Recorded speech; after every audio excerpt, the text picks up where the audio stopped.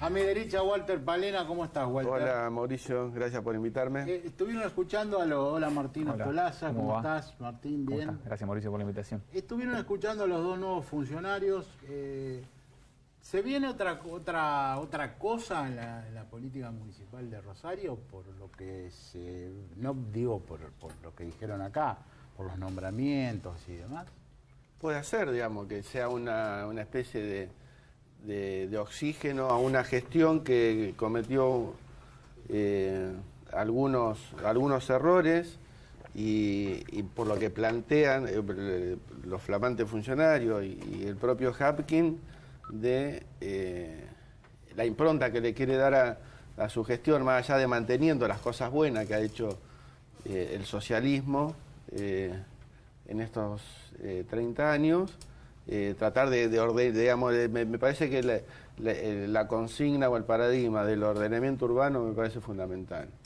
Martín. Sí, me parece que comparativamente por ahí con ya el gabinete conformado municipal y el nombre que se proyectan, que no sé cuánto será de real o no en términos provinciales, creo que la conformación del gabinete de Hapkin combina algunos cuadros que vienen a innovar un poco o a refrescar un poco el gabinete municipal con algunos cuadros con alguna trayectoria y experiencia política, digo, una combinación entre trayectoria política y experiencia técnica, como creo que se vio reflejado en la mesa. ¿Les sorprendieron estas tirrias que hubo entre Hapkin y el socialismo todo este tiempo? Me parece que es parte de un proceso postelectoral donde en todos los partidos o alianzas o agrupaciones políticas provinciales se están dando. Creo que hay una clara cuestión que empezó a darse luego de las elecciones provinciales, que es tanto en el peronismo como en el radicalismo como en el socialismo, como en Cambiemos, e incluso como en esta nueva aparición del espacio de Amalia Granata, todos los frentes políticos tienen tensiones y hay interpelación al interior de los partidos. Por lo tanto, me parece que el socialismo no está ajeno a eso, si bien de alguna manera pareciera que ya, por lo menos en el plano local, resolvió con la conformación del gabinete, y en los otros espacios hay todavía ciertas tensiones dando vuelta.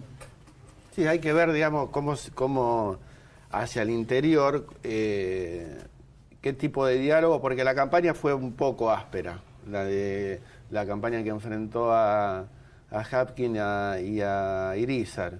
No tanto en lo ideológico, sino por otras cosas que han pasado por abajo y muchas veces no hecho público, digamos, claro. ¿No? Entonces sí. Ha quedado esa especie de, no sé si llamar rencor, pero la palabra correcta sería tirria, enojo, pero eso se fue saldando, se va a ir saldando, y por una necesidad política se tiene que saldar, me parece que por un beneficio incluso para todos los sectores que conforman el gabinete. ¿No ven como media ridícula esta especie de esta situación que se ha dado entre el peronismo y el Frente Progresista en la transición? Histérica, ridícula, sin fundamentos reales para que se estén todo el tiempo bardeando por los medios. Sí, pero tiene que ver un poco, vos lo planteabas en la apertura del programa, con futuros posicionamientos políticos. Hay una cosa que, digamos, vos en sociología, en filosofía, en psicología, podés hacer una especie de relato, discusiones,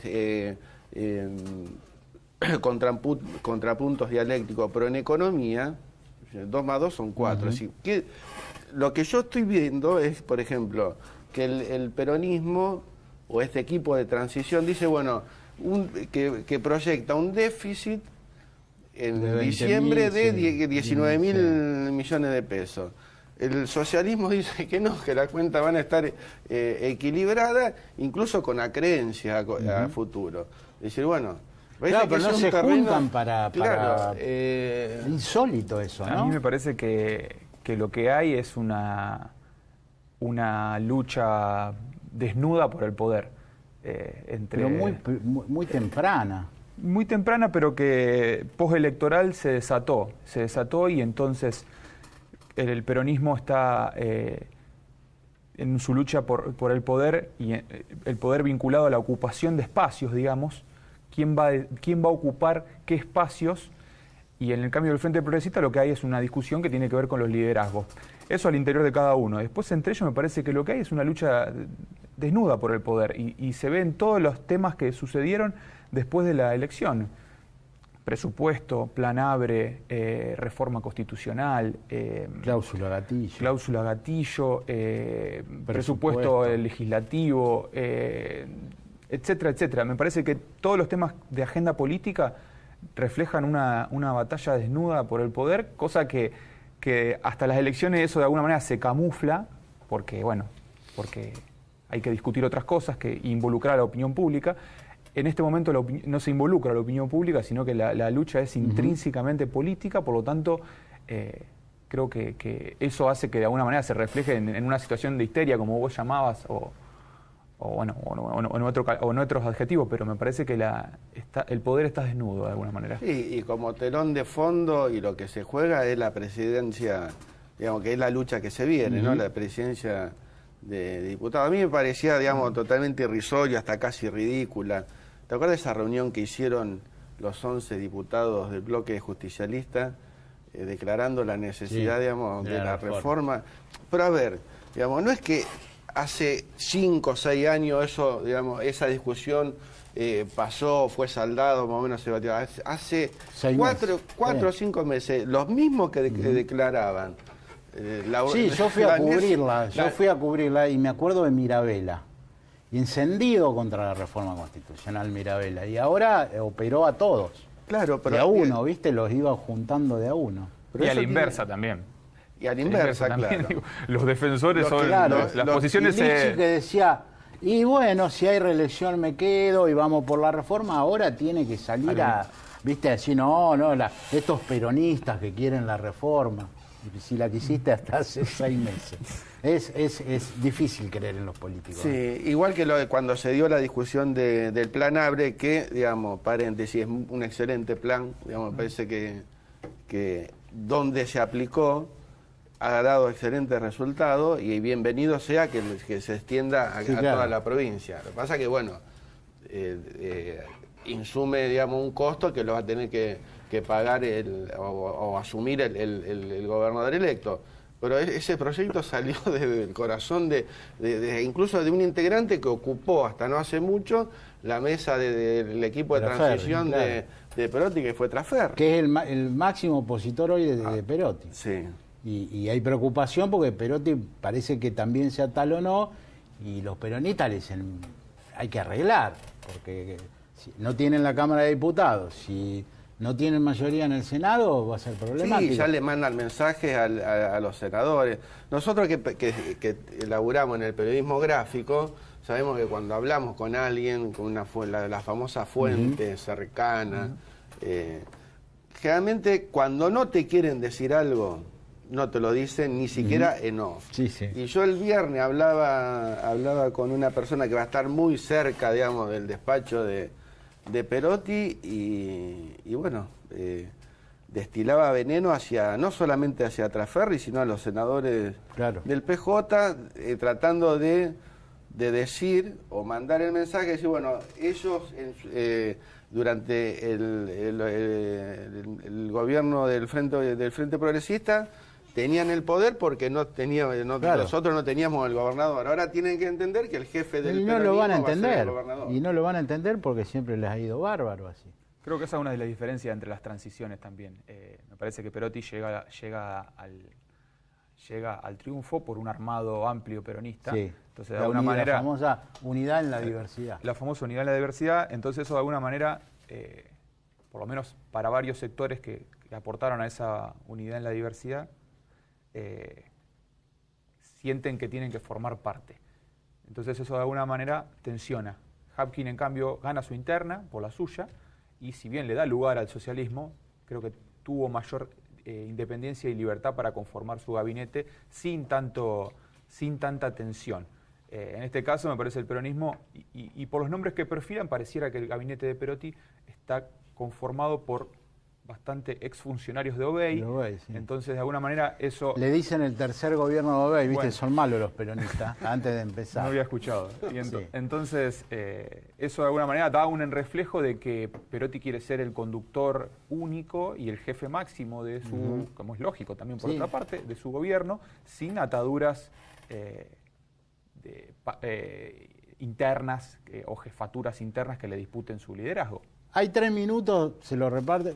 ¿Qué nos espera con un presidente de la nación peronista, con un gobernador peronista, con un intendente del Frente Progresista? ¿Qué significa esto políticamente? La última vez que la provincia tuvo sintonía en cuanto a color político fue en el último mandato de OBEI y el de Néstor Kirchner, que fue en el 2007, y no había, digamos, no había coordinación, no había, en un principio hubo sintonía, pero después hubo bastante... Estaba Reutemann ahí. Estaba Reutemann ahí en el medio, ahí empieza a germinar lo que fue el peronismo federal. Era otro contexto, otro país. Alberto Fernández asume en un contexto difícil, sin mucha plata para repartir. Hay que ver ahora, porque las relaciones políticas también son de caja y de plata, digamos, ¿no? ¿Qué hace el gobierno de Alberto con la provincia de Santa Fe en cuanto a el dinero que ya la Corte fijó, digamos, en un fallo que para devolverle lo que le quitó por coparticipación, que creo que actualizada no sé cuánto 100.000 millones, dijo Farías la semana pasada acá. Bueno, hubo con el gobierno de Macri hubo un intento de devolverle esa plata con obras, bonos. Bueno, hay que ver entonces ahora, digamos, si esa sintonía, si ese color, ese mismo color en provincia y nación, en ese aspecto que va a ser muy provechoso para la provincia, y aparte le va a dar mucho aire a Perotti en las arcas, si es que lo que dice él, que los números, digamos, va a asumir con un rojo financiero bastante importante, vamos a ver cómo es esa relación con el gobierno nacional. Me parece que eso va a ser central. Creo que la ciudad está acostumbrada a no tener sintonía partidaria con la nacional. Por lo tanto, en este caso me parece que hay un patrón común que es, en tanto en la municipalidad como en provincia como en nación, hay 3 dirigentes, 3 ejecutivos con un perfil que apuestan por la moderación y que apuestan por el equilibrio. Me parece que se van a entender, bajo el paraguas de lo pragmático, me parece que se van a poder entender bien, sin aparentes sesgos ideológicos de ninguno de los 3. Creo que pueden entenderse perfectamente, digamos, hay que seamos optimistas. Gracias por venir, señores. Gracias a vos. Estuvimos con Walter Palena, estuvimos con Martín Ostolaza, ahora vamos a hacer la última pausa, la última en esta cámara, y después cerramos con las conclusiones. Ya venimos.